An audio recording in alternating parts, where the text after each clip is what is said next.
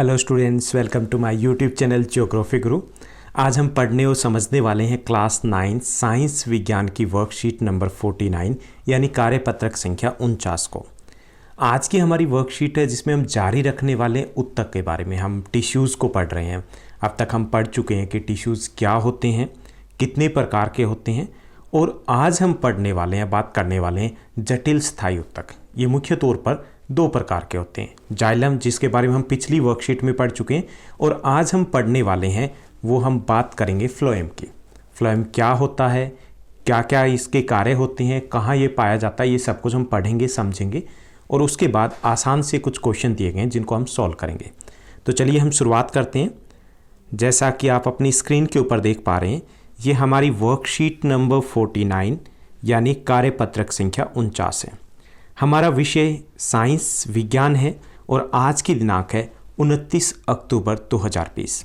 अब यहाँ पे डेट को लेकर के काफ़ी सारे स्टूडेंट्स को डाउट होगा, क्योंकि इस बार हमारे शेड्यूल में चेंज हुआ है। पिछले वीक में अचानक से ऑटम ब्रेक आ गया था, तो आपकी जो फ्राइडे की वर्कशीट थी, जो फ्राइडे की हिंदी की वर्कशीट थी, साइंस की वर्कशीट थी, वो वर्कशीट आपको अवेलेबल होगी 27 को, और 29 को आपको 29 नंबर आएगी। ओके, तो आज हम पढ़ने वाले हैं उत्तक के बारे में, जटिल स्थायी उत्तक, और उसमें हम फ्लोएम को समझने की कोशिश करेंगे। जैसे कि हर वर्कशीट में होता है, यहाँ पर ज्ञान फिर से क्वेश्चन के साथ है कि पौधों में भोजन का संवहन होता है, परिवहन कैसे होता है, यानी कि एक भाग से दूसरे भाग में भोजन कैसे जाता है।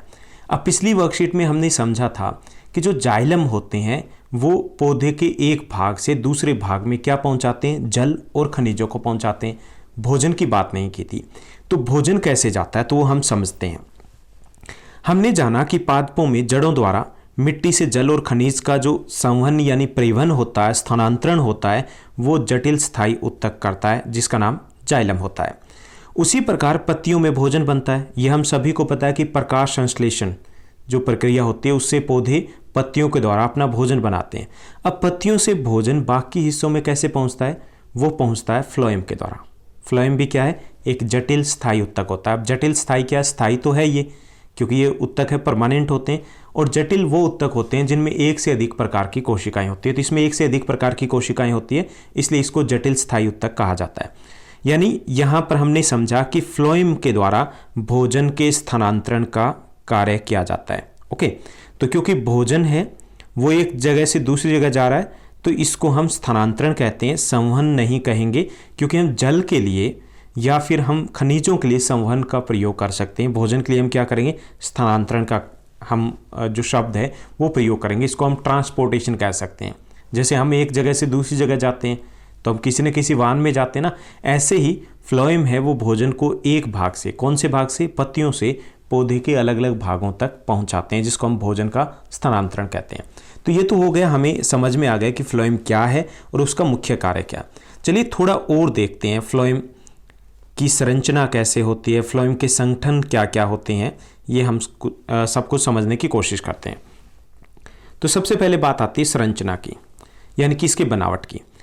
जो फ्लोएम उत्तक होता है वो 4 कोशिकाओं से मिलकर बना होता है। इन्हें हम फ्लोएम के अवयवीय संघटक कह सकते हैं, यानी कि कितनों से बना है, 4 से बना हुआ है।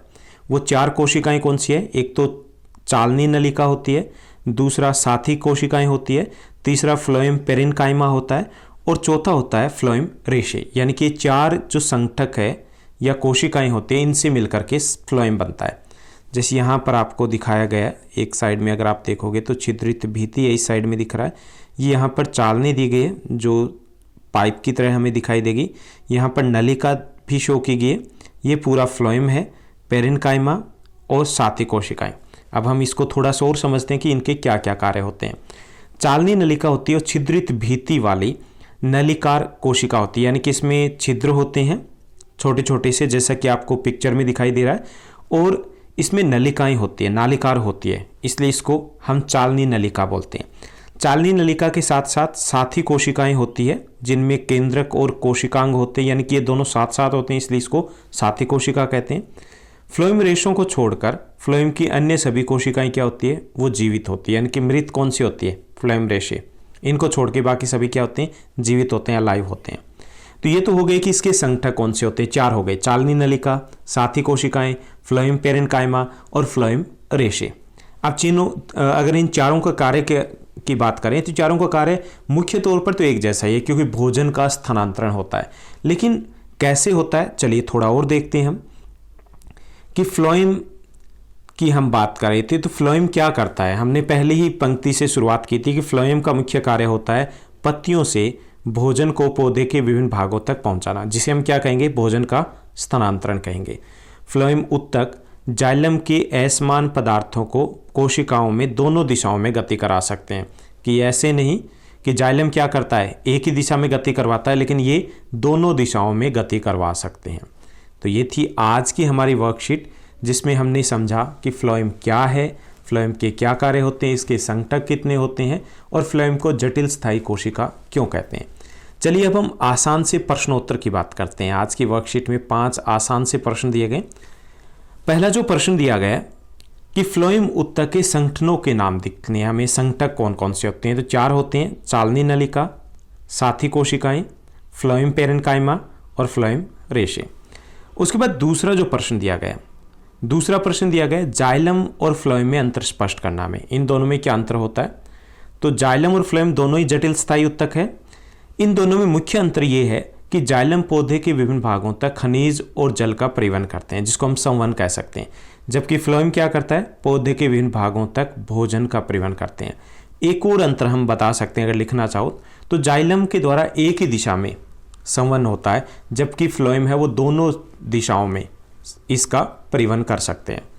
उसके बाद तीसरा जो प्रश्न दिया गया, पादपों में फ्लोएम का कार्य क्या होता है। फ्लोएम का जो मुख्य कार्य होता है पौधे के विभिन्न भागों तक भोजन का परिवहन करना।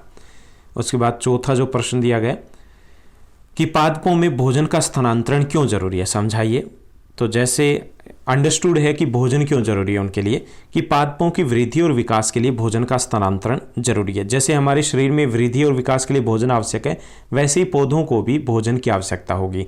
अगर भोजन नहीं मिलेगा सभी भागों को तो उसका विकास रुक जाएगा।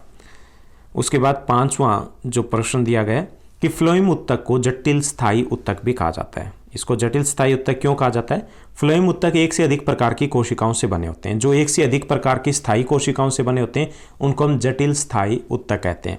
और ये दूसरा कारण ये भी कि अलग अलग प्रकार के कार्य करते हैं, इसलिए ये जटिल हो जाते हैं, तो इनको हम जटिल स्थायी उत्तक भी कह सकते हैं। तो ये थी हमारी आज की वर्कशीट, जिसमें हमने फ्लोएम के बारे में समझा। आपकी क्लास की सभी वर्कशीट 47, 48 नंबर, 49 नंबर, उनका लिंक डिस्क्रिप्शन बॉक्स में दिया गया, आप वहाँ जा कर के भी इनका लिंक एक्सेस कर सकते हो। आज के लिए बस इतना ही। Thank you, bye bye, have a nice day.